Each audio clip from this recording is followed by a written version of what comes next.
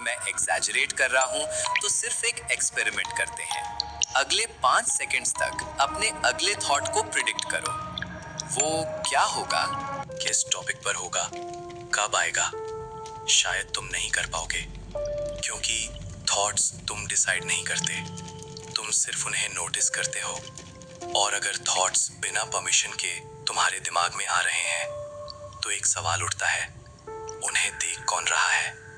ये सवाल जितना सिंपल लगता है, उतना ही डेंजरस है, क्योंकि अगर तुम इसका आंसर ऑनेस्टली ढूंढने निकले, तो तुम्हारी आइडेंटिटी की फाउंडेशन हिल सकती है।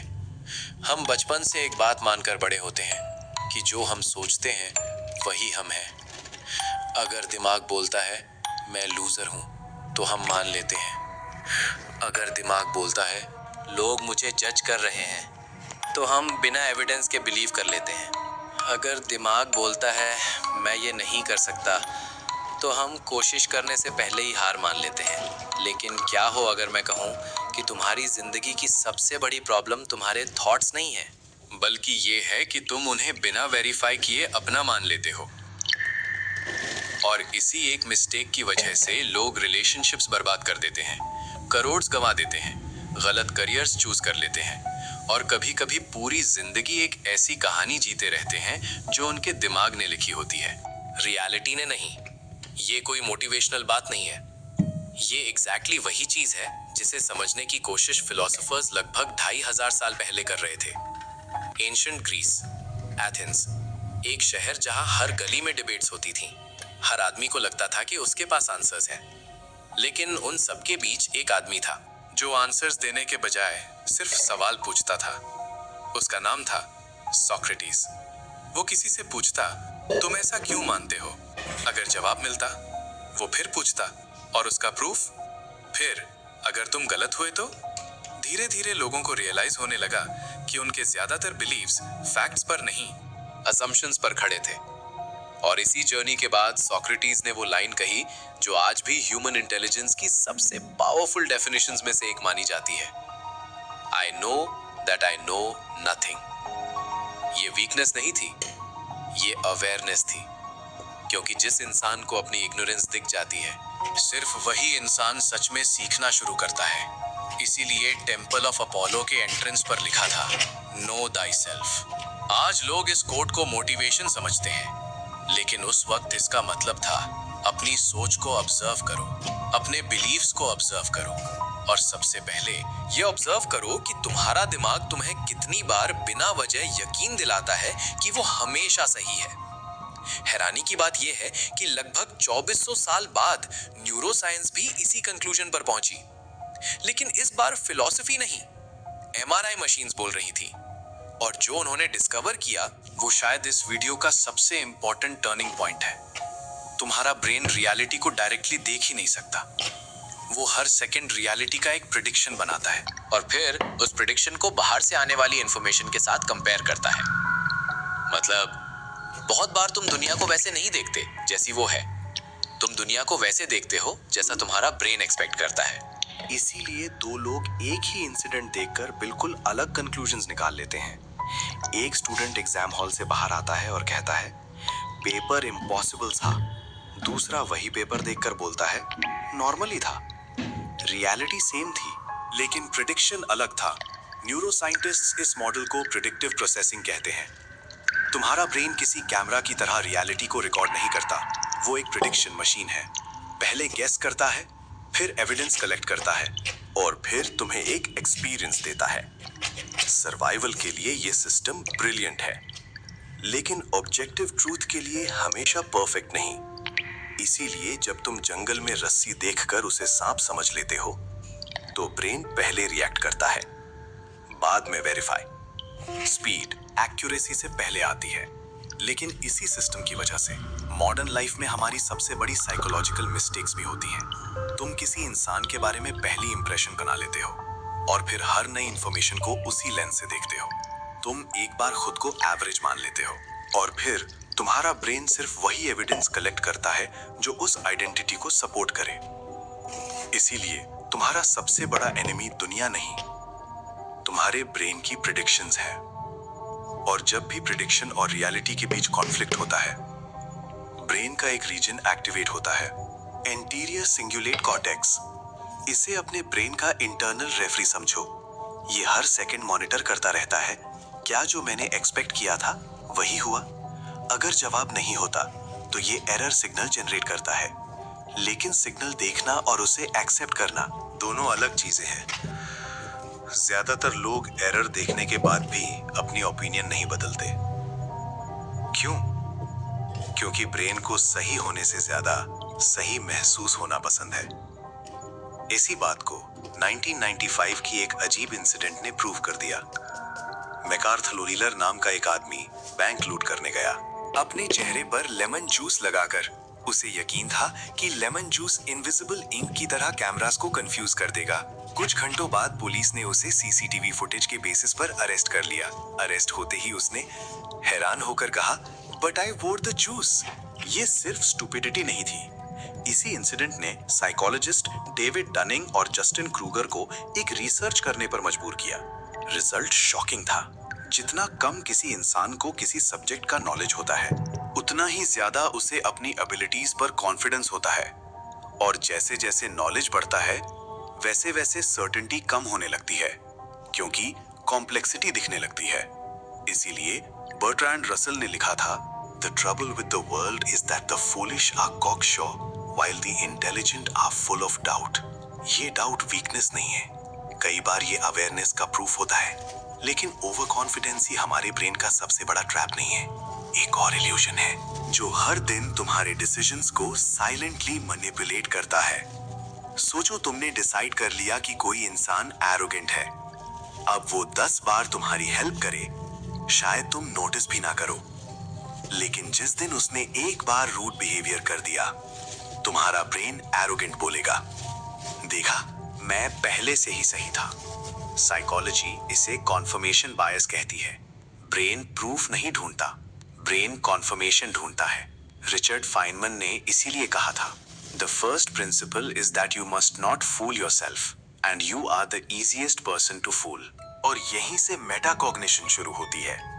इंटेलिजेंस का मतलब ज्यादा सोचना नहीं है। इंटेलिजेंस का मतलब है अपनी ही थिंकिंग को पकड़ लेना, उसे क्वेश्चन करना और जरूरत पड़े तो उसे बदल देना। और इस एबिलिटी को बिल्ड करने का पहला सिस्टम इतना सिंपल है कि लोग उसकी पावर को अंडर एस्टिमेट कर देते हैं। लेकिन अगर तुमने सिर्फ ये एक सिस्टम जेन्युइनली मास्टर कर लिया, तो तुम्हारे डिसीजंस परमानेंटली चेंज हो सकते हैं। इस सिस्टम का नाम है the observer mind. Observer mind, ये सुनने में मेडिटेशन टेक्निक लग सकती है, लेकिन रियलिटी में ये हर हाई परफॉर्मर की हिडन एबिलिटी है। एक एक्सपीरियंस स्नाइपर ट्रिगर इसीलिए नहीं दबा देता क्योंकि टारगेट दिख गया। पहले हवा देखता है, डिस्टेंस देखता है, हार्ट बीट कंट्रोल करता है, फिर डिसीजन लेता है। एक सर्जन ऑपरेशन के बीच पैनिक नहीं करता। एक चेस ग्रैंड मास्टर पहली मूव नहीं चल देता। एक हॉस्टेज नेगोशिएटर पहला जवाब नहीं देता। इन सबके बीच एक चीज कॉमन है, रिएक्शन से पहले ऑब्जर्वेशन। और इसी ऑब्जर्वेशन की वजह से उनका प्रीफ्रंटल कॉर्टेक्स इमोशनल इंपल्स को ओवरराइड कर पाता है। चलो एक एक्सपेरिमेंट करते हैं। अगले 15 सेकंड्स तक अपने थॉट्स को रोकने की कोशिश मत करना, बस उन्हें आने देना। एक थॉट आएगा, दूसरा उसे रिप्लेस करेगा, फिर तीसरा। अब खुद से सिर्फ एक सवाल पूछो, अगर मैं इन थॉट्स को देख सकता हूँ तो इन्हें देख कौन रहा है? इसी एक सेकंड में तुम्हारा पर्सपेक्टिव बदलना शुरू होता है, क्योंकि तुम पहली बार रियलाइज करते हो कि तुम थॉट नहीं हो, तुम थॉट के ऑब्जर्वर हो। और इसी रियलाइजेशन को साइकोलॉजिस्ट्स कॉग्निटिव डिफ्यूजन के नाम से भी डिस्क्राइब करते हैं। थॉट को डिस्ट्रॉय मत करो, उसके साथ अपनी आइडेंटिटी तोड़ दो। मैं फेलियर हूं की जगह मेरे ब्रेन में फेलियर का थॉट जनरेट हुआ है। मैं एंग्जायस हूं की जगह मेरा नर्वस सिस्टम थ्रेट परसीव कर रहा है। ये सिर्फ वर्डिंग नहीं बदलती, ये तुम्हारे और तुम्हारे थॉट्स के बीच डिस्टेंस क्रिएट करती है। विक्टर फ्रैंकल ने लिखा था, between stimulus and response there is a space, in that space is a power to choose our response. वही स्पेस ऑब्जर्वर माइंड है। लेकिन सिर्फ ऑब्जर्व करना इनफ नहीं। अगर तुम इमोशन को आइडेंटिफाई ही नहीं कर पाओगे तो उसे रेगुलेट कैसे करोगे? इसीलिए आता है सिस्टम 2, थॉट लेबलिंग। यूसीएलए के न्यूरो साइंटिस्ट मैथ्यू लीबरमैन ने ऑब्जर्व किया कि जब लोग सिर्फ अपने इमोशन को एक्यूरेटली नाम देते हैं, ये एंग्जाइटी है, ये शेम है, ये फ्रस्ट्रेशन है, तो इमोशनल रिएक्टिविटी कम होने लगती है। और प्री फ्रंटल कॉर्टेक्स ज्यादा इफेक्टिवली एंगेज होता है। इसीलिए अगली बार जब गुस्सा आए, ये मत बोलना मैं बहुत गुस्से में हूँ, बस इतना बोलना, इंटरेस्टिंग, मेरे ब्रेन में एंगर रिस्पॉन्स एक्टिवेट हुआ है। ये छोटा सा सेंटेंस तुम्हारी आइडेंटिटी को इमोशन से अलग कर देता है, और जब आइडेंटिटी अलग हो जाती है, कंट्रोल वापस आना शुरू हो जाता है। अब system 3, error journal. Elite fighter pilots हर मिशन के बाद सिर्फ ये नहीं लिखते कि क्या हुआ, वो लिखते हैं कि उन्होंने उस वक्त क्या सोचा था, क्योंकि गलती एक्शन में नहीं होती, गलती उस थिंकिंग प्रोसेस में होती है जिसने एक्शन चूज किया। रोज रात सिर्फ 3 लाइंस लिखो, मैंने क्या अज्यूम किया, रियलिटी क्या थी, और मेरी थिंकिंग किस जगह बायस थी। बस 1 महीने बाद तुम्हारे सामने तुम्हारे ब्रेन का सोर्स कोड खुलना शुरू हो जाएगा। शायद तुम हर क्रिटिसिज्म को इंसल्ट समझते हो, शायद तुम प्रेशर में हमेशा जल्दी डिसीजन लेते हो, शायद तुम हर नए काम से पहले फेलियर इमेजिन करते हो, और जिस पैटर्न को तुम देख लेते हो उसे तोड़ना सिर्फ वक्त की बात रह जाती है। लेकिन एक्सपर्ट्स सिर्फ अपनी गलतियां रिकॉर्ड नहीं करते, वो फ्यूचर को भी टेस्ट करते हैं, और वही मेटाकॉग्निशन का अगला लेवल है, प्रेडिक्शन लॉगिंग। प्रेडिक्शन लॉगिंग का मतलब फ्यूचर देखना नहीं है, फ्यूचर के बारे में अपने कॉन्फिडेंस को मापना है। सोचो तुम्हें लगता है कि इंटरव्यू बहुत खराब जाएगा, या तुम श्योर हो कि ये बिजनेस आइडिया 100% सक्सेसफुल होगा। ज्यादातर लोग प्रेडिक्शन बनाते हैं फिर उसे भूल जाते हैं, लेकिन मेटाकॉग्निशन कहता है प्रेडिक्शन लिखो, साथ में लिखो मैं कितना कॉन्फिडेंट हूँ, 80%, 90% या सिर्फ गेस कर रहा हूँ। फिर जब रिजल्ट आ जाए वापस उस पेज पर आओ।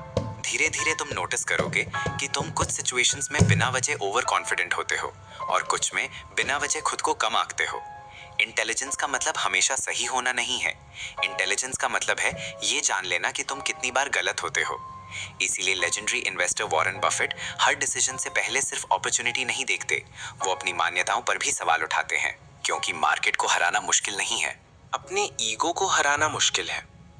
अब आता है system 5, the outside view. 1 second के लिए इमेजिन करो कि तुम्हारी करंट प्रॉब्लम तुम्हारे बेस्ट फ्रेंड के साथ हुई होती। क्या तुम उसे वही एडवाइस देते जो खुद को दे रहे हो? शायद नहीं, क्योंकि जब प्रॉब्लम हमारी होती है, ईगो, फियर और इमोशंस बीच में आ जाते हैं। लेकिन जब वही प्रॉब्लम किसी और की होती है, ब्रेन ज्यादा रैशनल हो जाता है। इसी टेक्निक को कई साइकोलॉजिस्ट्स सेल्फ डिस्टेंसिंग के नाम से यूज करते हैं, और रिसर्च बार बार ये सजेस्ट करती है कि third person perspective decision quality improve कर सकता है। अगली बार जब लाइफ का कोई बड़ा डिसीजन लेना हो, सिर्फ एक सवाल पूछना, अगर मेरा दोस्त मेरी जगह होता तो मैं उसे क्या बोलता। कई बार उस एक जवाब में तुम्हारी क्लैरिटी छुपी होती है।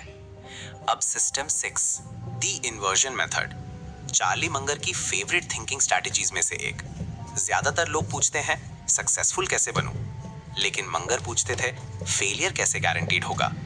अगर हेल्दी बनना है तो सिर्फ जिम मत सोचो, ये भी सोचो कि कौन सी आदतें तुम्हारी बॉडी को बर्बाद करती हैं। अगर अच्छा रिलेशनशिप चाहिए तो सिर्फ प्यार मत सोचो, ये भी सोचो कि ट्रस्ट किन चीजों से टूटता है। कई बार सक्सेस का सबसे तेज शॉर्टकट फेलियर के कारणों को खत्म करना होता है। और आखिरी सिस्टम, शायद सबसे practical, scheduled thinking. Over thinking को फोर्स से रोका नहीं जा सकता।